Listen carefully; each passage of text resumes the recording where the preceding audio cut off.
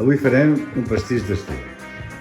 És el típic pastís fet amb tonyina, maionesa, enciam i que tothom personalitza a la seva manera. Avui veureu la nostra versió. Agafarem pa de motlla allargat, pebrot del piquillo,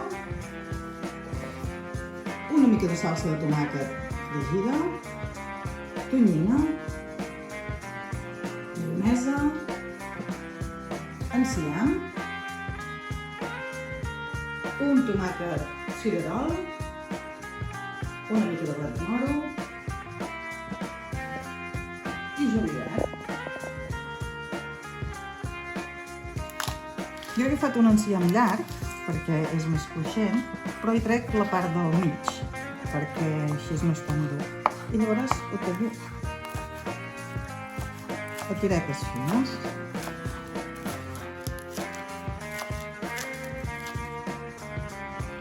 Ara picaré els pebrots ben petitets per barrejar-los també amb l'enciam.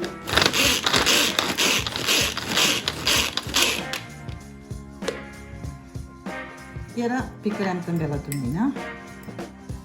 Volem tot ben finet per poder-ho escampar bé sobre el pa.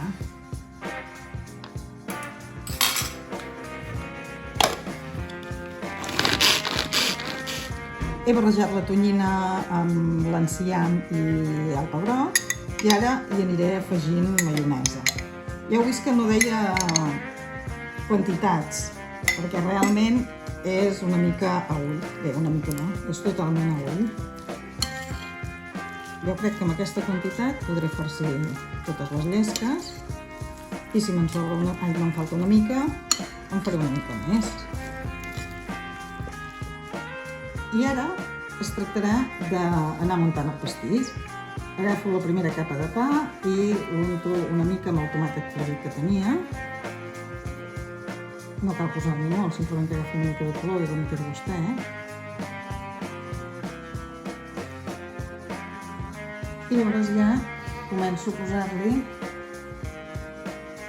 el farcit que tinc aquí preparat.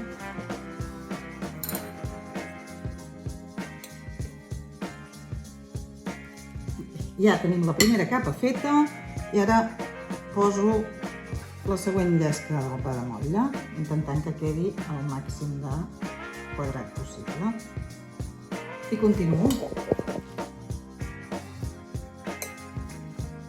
Torno a posar el tomàquet fregit. I continuem amb la següent capa. Jo faré 3 capes de farcir, o sigui, aquesta ja serà l'última, perquè si no quedaria molt alt, però bueno, això al gust de cadascú. Unto la llesca també amb tomàquet.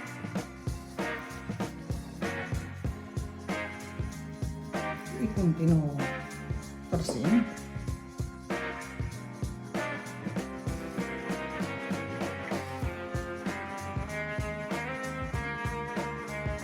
I ja tinc les 3 capes fetes i ja poso la tapa de dalt. Això ja ho tenim pràcticament llest per començar a decorar.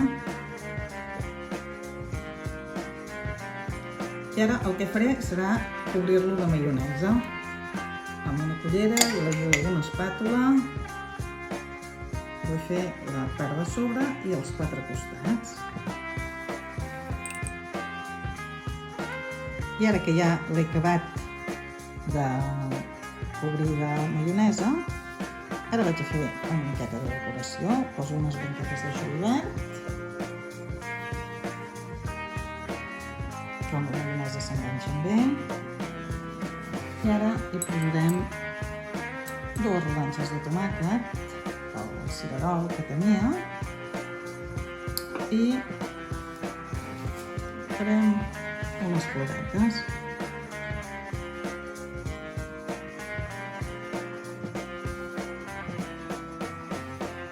I ja el tenim ben decorat i a punt de servir.